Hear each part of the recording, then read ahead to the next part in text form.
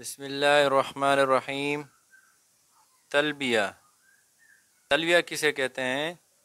تلبیہ کی تعریف یہ ہے کہ احرام باندھنے کے بعد تلبیہ پڑھنے سے احرام کی حالت شروع ہوتی ہے۔ احرام کی حالت میں تلبیہ کثرت سے پڑھتے رہنا موجب اجر ہے۔ چلتے پھرتے اٹھتے بیٹھتے ہر نماز کے بعد اور ایک حالت سے دوسری حالت کی طرف منتقل ہوتے وقت تلبیہ پڑھتے رہنا چاہیے۔ تلبیہ کے الفاظ یہ ہیں: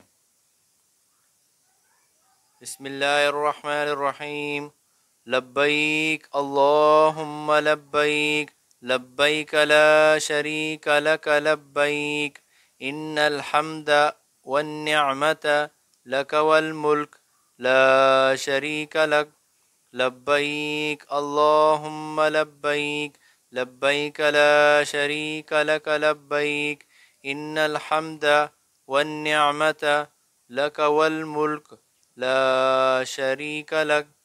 ترجمہ: میں حاضر ہوں اے اللہ، میں حاضر ہوں، تیرا کوئی شریک نہیں، میں حاضر ہوں، بے شک تعریف اور نعمتیں تیری ہیں اور سلطنت بھی تیری ہے، تیرا کوئی شریک نہیں۔